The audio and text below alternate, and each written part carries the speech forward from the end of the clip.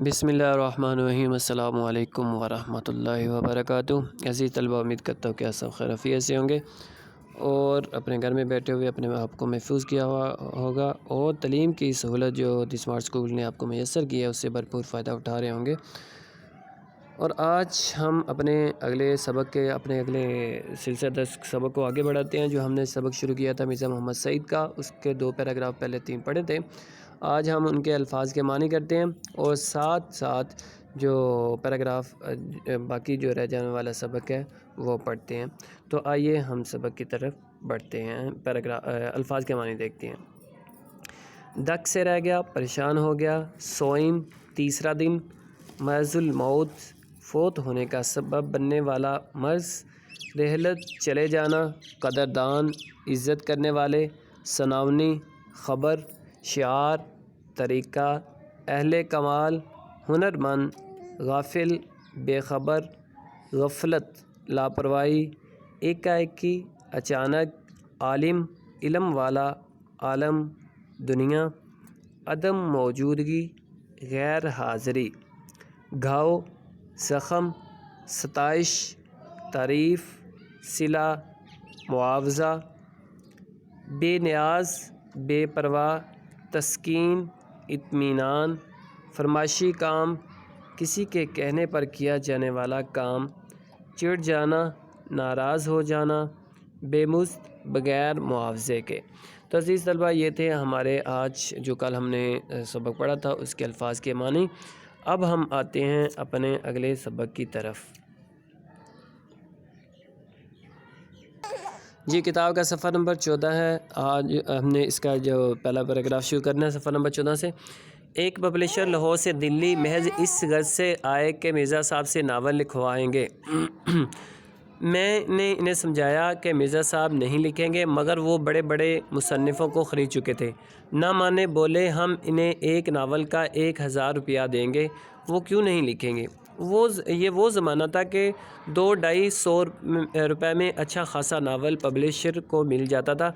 चुनाचे मुझे अपने साथ लेकर मिर्ज़ा साहब की खिदमत में हाज़िर हुए। मैंने तारफ़ कराया, मिर्ज़ा साहब का माथा ठनका। पब्लिशर साहब ने छूटते ही नावल लिखने की फरमाइश की। तो शाहज़ अहमद देहलवी यहाँ पर एक पब्लिशर का वाक़या सुनाते हुए कहते हैं कि लाहौर से एक पब्लिशर महज सिर्फ़ इसलिए दिल्ली गए थे कि मिर्ज़ा साहब से लिखवाएंगे।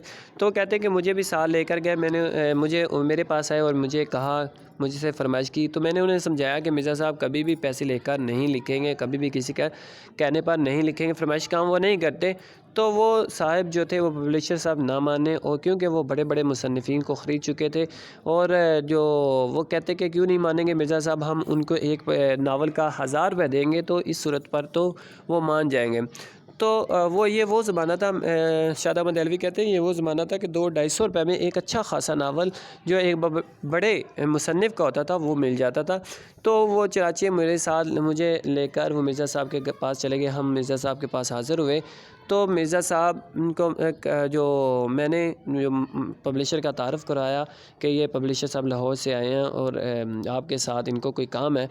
तो मिर्ज़ा साहब ने जब ये सुना तो उनका माथा ठनका, उनको शक गुज़रा कि ये कोई ना कोई ऐसा काम ज़रूर है। तो जैसे ही वो पब्लिशर साहब से मुखातब हुआ तो पब्लिशर साहब ने बात करना शुरू करते ही अपने असल मुद्दे की तरफ जो आ गए। पब्लिशर ने कोई दूसरी बात ना की, बल्कि जो असल मकसद था उस मकसद की तरफ आ गए। तो मिर्ज़ा साहब जो थे बड़े ठंडे मिजाज के, मिर्ज़ा साहब को नावल लिखने की फरमाइश कर डाली। आगे देखिए, मिर्ज़ा साहब बड़े ठंडे मिजाज के आदमी थे। बोले, आप मेरे नावल के 5000 देंगे, 10,000 देंगे? मुझे ये मंजूर नहीं कि मैं जो काम कर रहा हूँ उसे छोड़कर आपके लिए नावल लिखूँ। 5-10 हज़ार की बात सुनकर पब्लिशर साहिब की सीटी गुम हो गई और 2-4 मिनट पहलू बदल कर रुखसत चाही। मिर्ज़ा साहब इस ज़माने में अपनी मारकतुल आरा किताब मज़हब और बातनियत लिख रहे थे, जिसे मुकम्मल होने के बाद उनके दोस्त प्रोफेसर ताजवर नजीबाबादी उनसे ले गए और लाहौर से वो किताब शाये हुई। मिर्ज़ा साहब का सिर्फ़ यही एक इल्मी कारनामा है, मगर ऐसा कारनामा कि उर्दू की अगर 100 उम्दा किताबें छाँटी जाएँ तो उनमें मज़हब और बातनियत को ज़रूर शामिल करना पड़ेगा। تو جب مرزا صاحب کے پاس گئے تو پبلشر نے بات شروع کرتے ہی جو اپنی فرمائش ان کے مرزا صاحب کے سامنے رکھی، تو مرزا صاحب کہنے لگے کہ کیا آپ مجھے 5,000 دیں گے ایک ناول کا یا 10,000 دیں گے؟ اگر تو اتنے پیسے دیتے ہیں تو پھر میں ناول لکھنے کو تیار ہوں۔ تو پبلشر نے جب یہ 5-10 ہزار کی بات سنی تو چپ ہو گئے اور آگے کوئی بات نہ کی، بلکہ کچھ دیر بیٹھے ادھر ادھر کی باتیں کی اور پہلو بدلتے رہے، اور پھر تھوڑی دیر بعد ہی مرزا صاحب سے اجازت چاہی، اور مرزا صاحب کہنے لگے کہ آپ مجھے اتنے پیسے بھی دیں تب بھی میں یہ کام نہ کروں، کیونکہ میں جو کام کر رہا ہوں میں کسی صورت بھی اس کو نہیں چھوڑوں گا جب تک وہ کام مکمل نہیں ہو جاتا۔ تو شاد احمد دہلوی کہتے ہیں کہ اس دور میں مرزا صاحب اپنی ایک کتاب مذہب اور باطنیت پر کام کر رہے تھے۔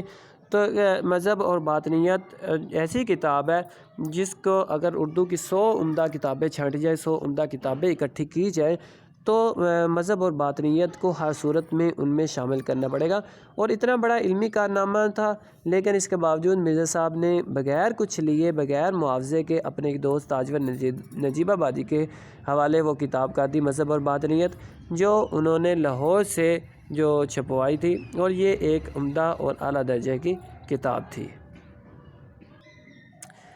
اگلے پیراگراف میں شاد احمد دہلوی کہتے ہیں کہ مرزا صاحب دلی کے شرفاء کے ایک متمول خاندان کے چشم و چراغ تھے۔ متمول خاندان کہتے ہیں جو کھاتا پیتا ہو، جن کے پاس جو معاشی لحاظ سے اچھا ہو، جو معاشی لحاظ سے بہتر خاندان ہو اس کو متمول خاندان کہا جاتا ہے، اور مرزا صاحب کا خاندان ایک اچھا خاصا کھاتا پیتا خاندان تھا۔ تراہا بیرم خان سے آگے بڑھ کر ایک راستہ سیدھے ہاتھ کو مڑ جاتا تھا، اور اسی کے نکر پر مرزا صاحب کا آبائی مکان تھا۔ اسی علاقے میں سر سید کا قدیم مکان بھی تھا۔ تو کہتے ہیں کہ تراہا بیرم خان یہ دلی کا ایک چوک ہے، وہاں سے وہ کہتے ہیں کہ آگے بڑھیں تو ایک راستہ سیدھے یعنی کہ دائیں طرف مڑ جاتا ہے، اور اس دائیں طرف آگے جا کر جو بائیں نکر پر اسی جو چراہے میں مرزا صاحب کا جو آبائی مکان ہے، جو ان کے باؤ اجداد نے، ان کے بڑوں نے بنایا تھا، وہیں پہ ان کا جو مکان تھا، اور اسی علاقے میں سر سید کا مکان بھی تھا۔ سر سید کا جو پرانا مکان تھا وہ اسی علاقے میں، چونکہ سر سید کی پیدائش جو تھی وہ بھی دہلی کی تھی، اور بعد میں سر سید علی گڑھ میں چلے گئے تھے، لیکن انہوں نے جو آبائی مکان ان کا تھا وہ دہلی میں تھا۔ اور سر سید وہ شخصیت ہے جنہوں نے مسلمانوں کی بر صغیر کے مسلمانوں کی نشاط ثانیہ میں اہم کردار ادا کیا، بر صغیر کے مسلمانوں کے لیے جدید تعلیم میں اہم کردار ادا کیا، اور جدید تعلیم حاصل کرنے کے لیے بر صغیر کے مسلمانوں کو آمادہ کیا۔ سر سید سے بھی مرزا صاحب کی عزیز داری تھی، اور منشی ذکاء اللہ سے بھی ان کی قرابت داری ہو گئی تھی۔ 50-60 سال پہلے دلی کے مسلمان شرفاء میں انگریزی تعلیم کو اچھی نظر سے نہیں دیکھا جاتا تھا، مگر سر سید نے مسلمانوں کے اس غلط نظریے کی بہت کچھ اصلاح کر دی۔ تو شاد احمد دہلوی کہتے ہیں کہ مرزا محمد سعید کی جو رشتہ داری سر سید سے بھی تھی، ان کے بھی رشتہ دار تھے، ان کے عزیز تھے، اور جو منشی ذکاء اللہ ان کے بھی عزیز تھے سر سید، اور جو مرزا محمد سعید، اور مرزا محمد سعید ہی وہ شخصیت ہے، سر سید وہ شخصیت ہیں جنہوں نے بر صغیر کے مسلمانوں کے جو جدید تعلیم حاصل کرنے کے لیے آمادہ کیا، کیونکہ اس دور میں جدید تعلیم کو، انگریزی تعلیم کو مسلمان جو تھے وہ حاصل کرنا اچھا نہیں سمجھتے تھے۔ اسی وجہ سے سر سید کے کہنے پر، سر سید کی تحریک پر مسلمان جدید تعلیم کی طرف آمادہ ہوئے۔ اسی زمانے میں دلی کے 2 نوجوانوں نے اعلیٰ تعلیم حاصل کر کے علمی حلقوں میں نمود حاصل کی، ایک پروفیسر مشتاق احمد زاہدی تھے اور دوسرے پروفیسر مرزا محمد سعید۔ شاد احمد دہلوی کہتے ہیں کہ یہ وہ زمانہ تھا جب مسلمان جو جدید تعلیم کو، انگریزی تعلیم کو اچھا نہیں سمجھتے تھے، تو اسی دور میں جو 2 نوجوان انہوں نے جدید تعلیم حاصل کی، انگریزی تعلیم حاصل کر کے جو مسلمان معاشرے میں جو اپنی پہچان کروائی، اور ان 2 نوجوانوں میں پہلے جو ہے وہ پروفیسر مشتاق احمد زاہدی تھے اور دوسرے پروفیسر مرزا محمد سعید تھے، اور یہی 2 شخصیات تھیں جنہوں نے سب سے پہلے دہلی میں مسلمانوں کے معاشرے میں انگریزی تعلیم حاصل کر کے جو اپنے آپ کی اپنی پہچان کرائی۔ مرزا صاحب نے اسی صدی کے آغاز میں لاہور کے گورنمنٹ کالج میں تعلیم حاصل کی، ان کے استادوں میں علامہ اقبال بھی تھے۔ جن سے ان کے مخلصانہ تعلقات آخر دم تک قائم رہے۔ تو مرزا محمد سعید نے یعنی کہ جس صدی میں وہ پیدا ہوئے تھے اسی صدی میں جو تعلیم حاصل کی تھی جو گورنمنٹ کالج لاہور سے جسے جی سی یو کہا جاتا ہے، جسے جی سی یونیورسٹی کہا جاتا ہے، یہاں سے انہوں نے تعلیم حاصل کی تھی۔ اور ان کے استادوں میں علامہ محمد اقبال جو شاعر مشرق ہیں، شاعر مشرق کے طور پر جانے پہچانے جاتے ہیں، وہ بھی ان کے استادوں میں سے تھے۔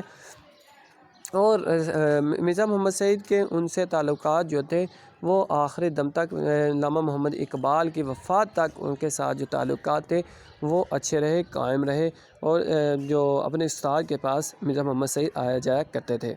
انگریزی ادبیات میں ایم اے کی سند لینے کے بعد مرزا صاحب نے 1906-07 میں 2 سال علی گڑھ میں پڑھایا اور اس کے بعد گورنمنٹ کالج لاہور ہی میں انگریزی کے پروفیسر ہو گئے۔ تو جب انہوں نے انگریزی ادبیات میں ایم اے کی سند حاصل کر لی تو اسی دور میں 1906 اور 1907 میں انہوں نے 2 سال کے لیے علی گڑھ کا جو کالج تھا وہاں پر انگریزی کے لیکچر پروفیسر کے طور پر کام کیا۔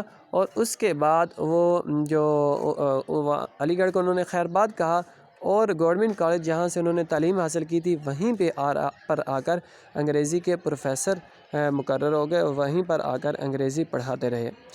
پنجاب کے بیشتر اعلیٰ عہدیدار مرزا صاحب کے شاگرد تھے۔ پطرس اور تاج نے بھی مرزا صاحب سے اقتباس علم کیا۔ پنجاب کے جو بڑے عہدوں پر براجمان جو لوگ تھے ان میں سے اکثر مرزا صاحب کے مرزا محمد سعید کے جو شاگردوں میں سے تھے، جیسے پطرس بخاری اور تاج جو کیا کہتے ہیں سید امتیاز علی تاج، یہ بھی ان کے مرزا صاحب کے شاگردوں میں سے تھے اور یہ پنجاب کے اعلیٰ عہدوں پر براجمان رہے ہیں۔ جو پطرس بخاری تھے وہ اردو کے معروف اور بلند پایہ مزاح نگار تھے اور انگریزی ادبیات کے ماہر تھے، اور جو امریکہ میں پاکستان کے جو سفیر کے طور پر انہوں نے فرائض سر انجام دیے ہیں۔ اور اسی طرح امتیاز علی تاج ہیں، وہ اردو کے مشہور ڈرامہ نگار ہیں، اور جو ریڈیو پاکستان میں بڑے عہدوں پر پطرس جو امتیاز علی تاج براجمان رہے ہیں۔ اور یہ دونوں احباب جو ہیں انہوں نے بھی مرزا محمد سعید سے اقتباس علم کیا تھا، مرزا محمد سعید سے جو پڑھا تھا، مرزا محمد سعید کی شاگردی اختیار کی تھی۔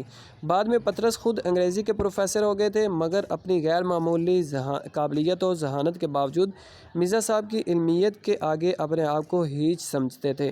پطرس بخاری جو تھے وہ خود بعد میں انگریزی کے پروفیسر ہو گئے تھے، لیکن اس کے باوجود اپنے استاد کے سامنے اپنے آپ کو بالکل کمتر اور ہیچ سمجھتے تھے، کیونکہ جو خود بڑے پروفیسر ہونے کے باوجود، استاد ہونے کے باوجود، غیر معمولی ذہنیت کے باوجود، صلاحیتوں کے باوجود اپنے استاد کے سامنے اپنے آپ کو بالکل کمتر اور سمجھتے تھے اور نیچ سمجھتے تھے۔ میں نے بارہا پطرس کو مرزا صاحب کی خدمت میں حاضر ہوتے ہوئے دیکھا۔ پطرس کو میں نے کسی اور کا اتنا ادب و احترام کرتے نہیں دیکھا، یہاں تک کہ وائسرائے ہند کا بھی۔